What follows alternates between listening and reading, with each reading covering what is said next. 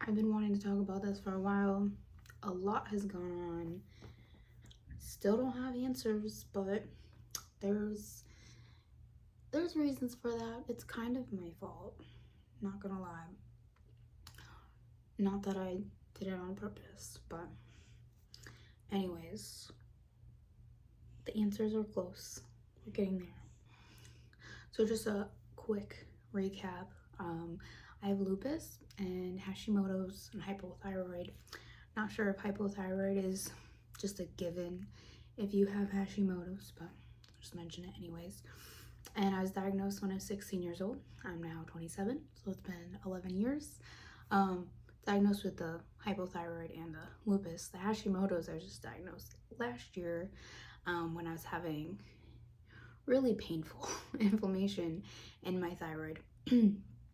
That's a whole other conversation. So I've had lupus for a good chunk of time, and in February of 2023, which was like a year and a half ago now, because right now it is September of 2024, mid-September. So in February of 2023, I started getting this chest pain, and I was working at a coffee shop at the time, and I started noticing pain in my chest when I would bend down, or like at home if I would lay down, I noticed the pain. And it started kind of subtle, and by day 3 I went to the emergency room because I was feeling shortness of breath. It felt like my heart was pounding, and like I would just sit down and feel it pounding, and I was like, yeah, this isn't normal. Like, I have to go to the emergency room. So I drove myself to the emergency room. I think my daughter was sleeping, and my husband was here, so he stayed with her, and it didn't seem urgent enough that I needed someone to drive me, so I took myself. But yeah, long story short, at the emergency room, they did EKG, they did a CT scan, and maybe I don't know if they did any blood work. I think so. And essentially at the end of it all, they're just like, everything seems fine. It has something to do with your lupus. Like, you should be seeing a rheumatologist. Why aren't you seeing a rheumatologist? Because in all these years that I've been diagnosed, I have never seen a rheumatologist. I know, kind of hard to believe, but I guess it was mild enough that I would just use ibuprofen when I get a flare-up, and they would last about 3 or 4 months, and it was like joint pain and muscle pain from inflammation. I mean, it was rough. Like, I could barely walk and do things, but for some reason I never went to a rheumatologist. I probably would need to make a whole other video to talk about why I made those kinds of choices. But when I was at the emergency room, they're like, you should get a rheumatologist.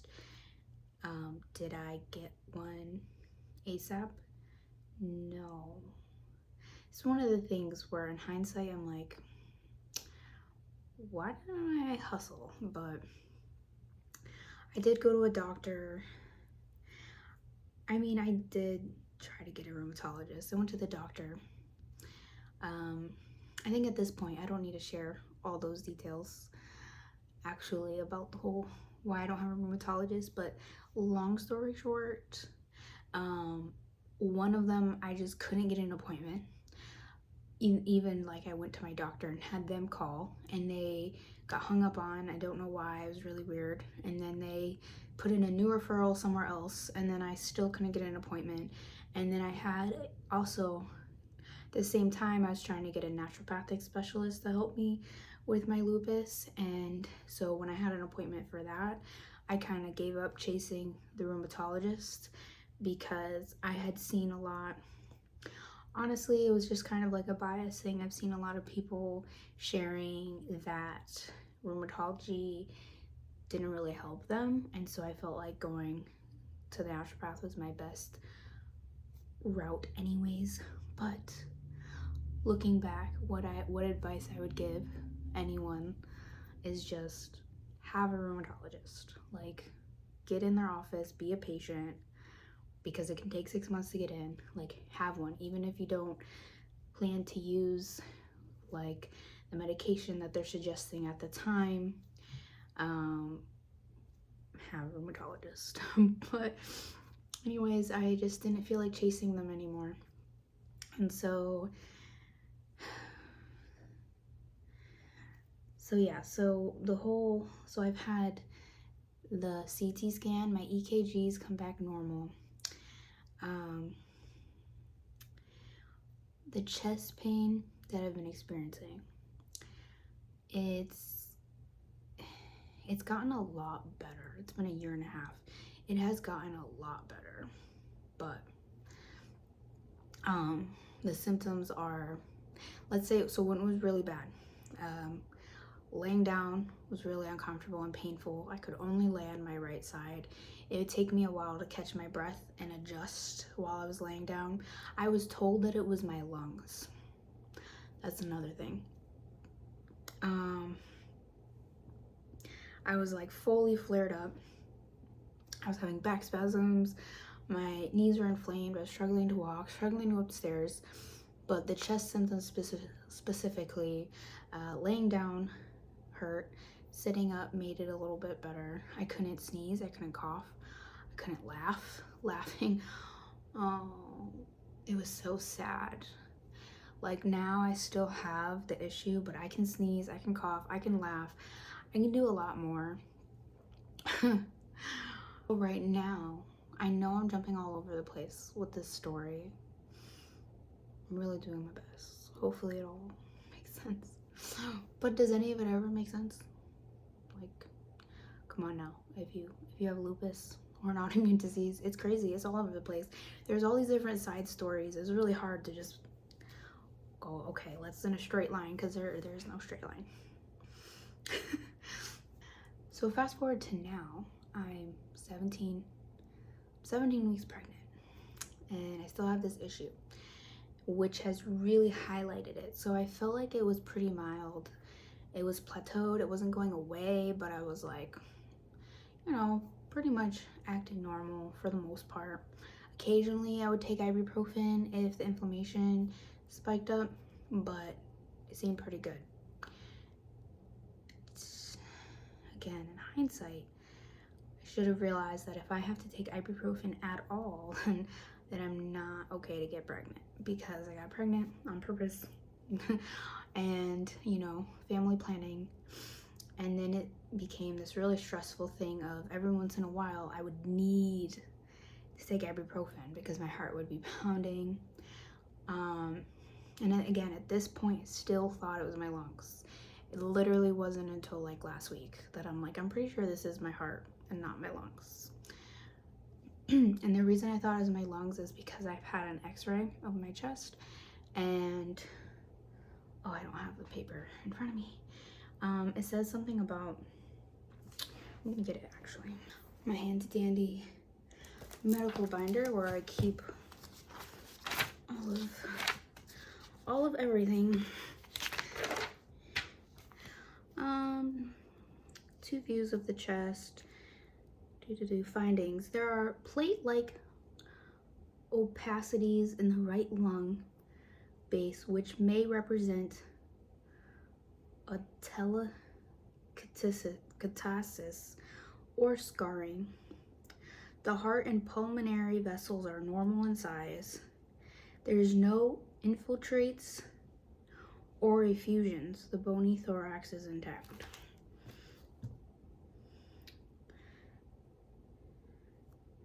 Yeah, that doesn't tell me anything, just that it has something to do with my lungs. No one referred me to like pulmonary, which looking back, I'm like, they're just like, you need to go to a rheumatologist.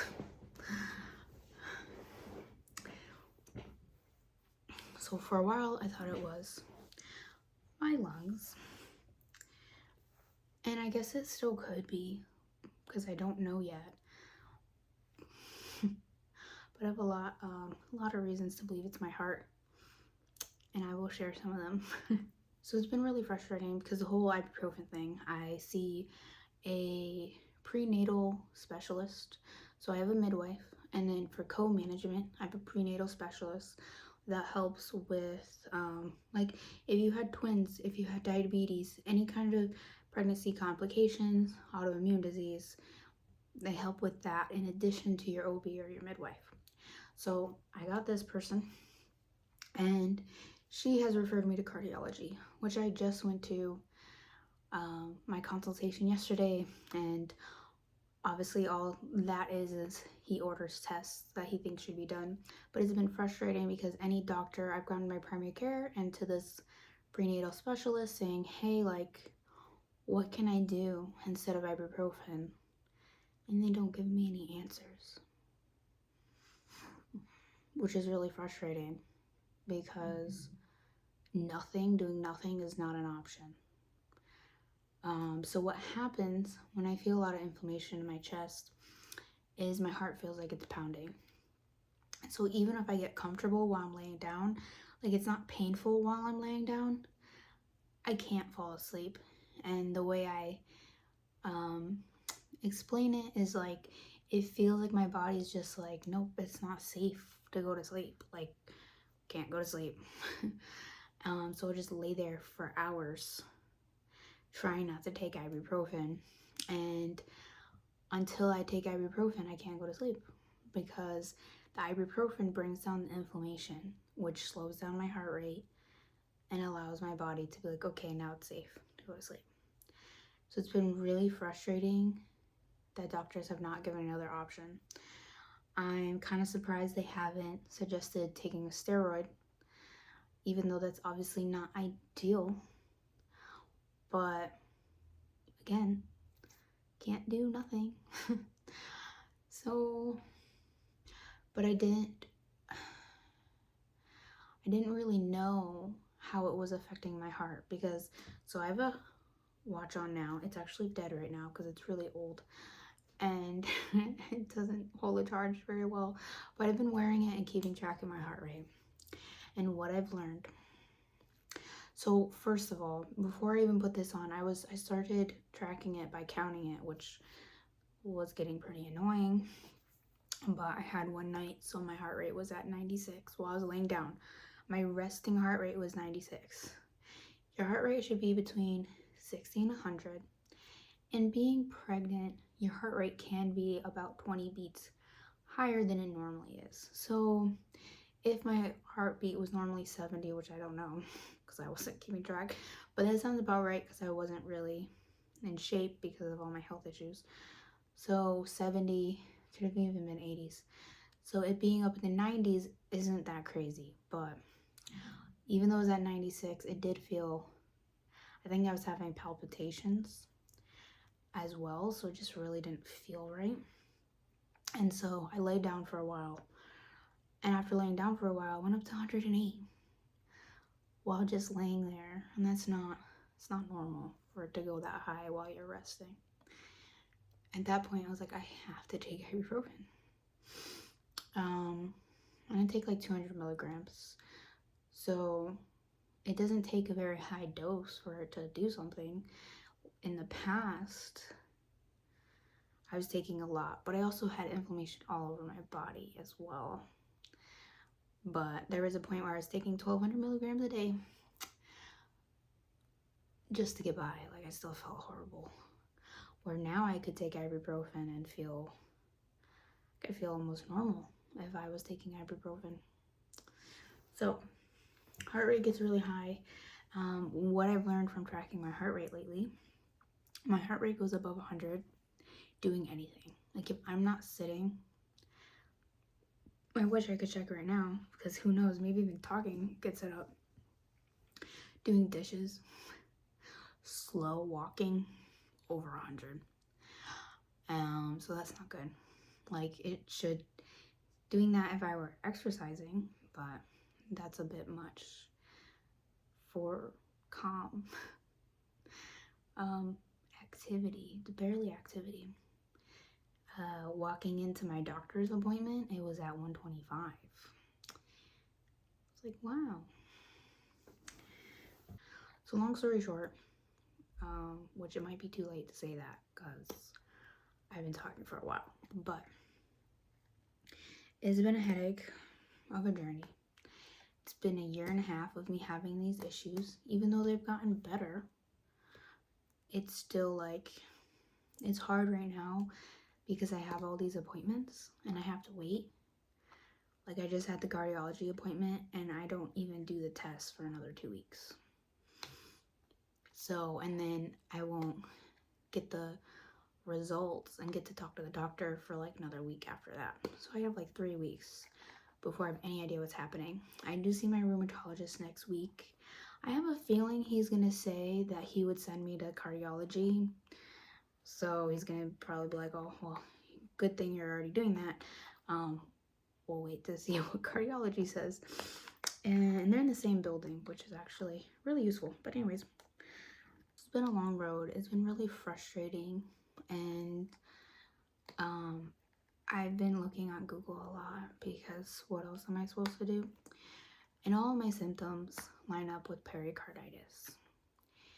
The downside is that if I do have pericarditis, it's recurrent pericarditis, which is more complicated.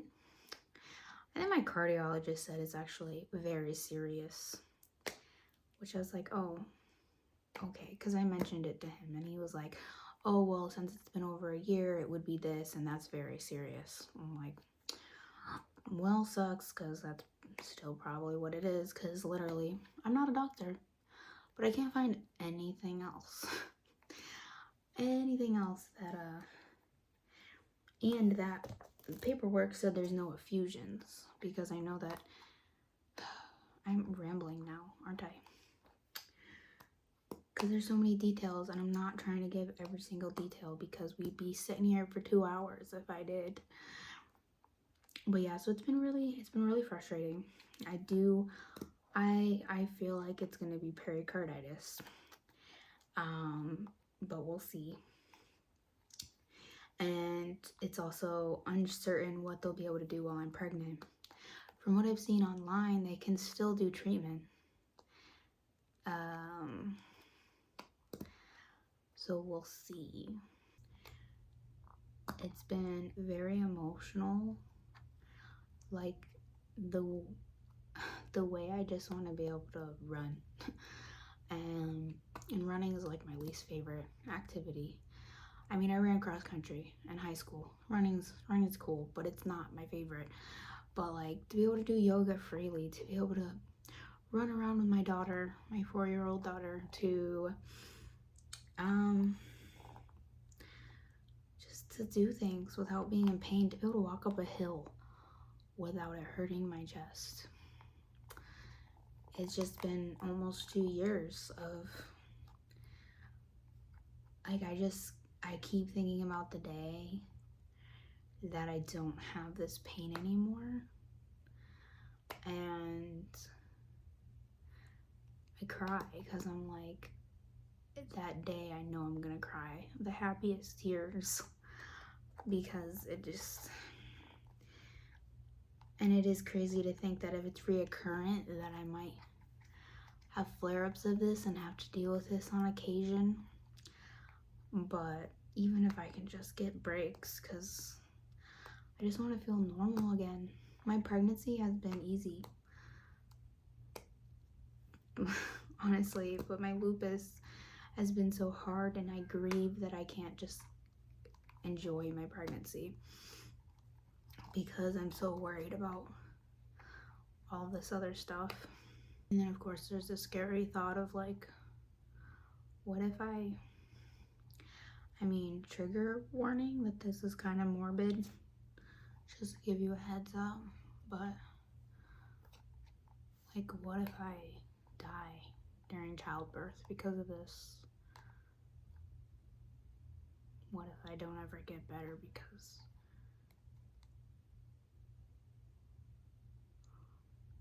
And I try not to think about that because what good does that do me?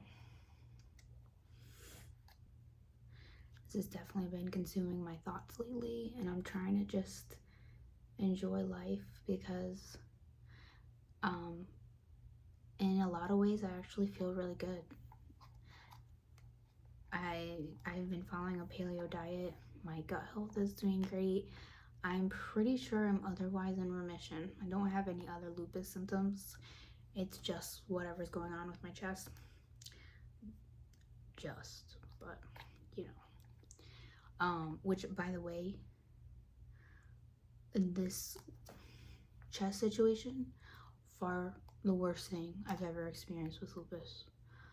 I would much rather have joint inflammation and joint pain and then be achy all over my body. Because at least in my case, it goes away. I know some people it doesn't. I know not everyone gets remission. I know that I could one day no longer go into remission anymore. It could just always be symptoms. Like, who knows? But this has sucked. And for this long. But right now I'm doing everything I can. Like I said, I'm eating paleo. I'm trying to prioritize mental health and emotional health and make the most of what I have and be grateful for what I do have and for the health I've regained, because a lot has gotten a lot better. And I need to focus on that and focus on what I have control over and hold out hope that this storm will pass, that it's something that can pass, and do everything I can to get through it. If you watched all this, thank you for listening to me ramble and try to make sense of all this. I hope if you're going through any hardships with your health, that it also gets better for you too. I will be updating on what the cardiologist and the rheumatologist says. I'm also thinking about sharing more recipes, maybe not even recipes, but just like tips to like meal planning, because it's been a challenge. I've been on and off with following a diet, but it helps a lot. So there'll be more updates, and hopefully all will get better.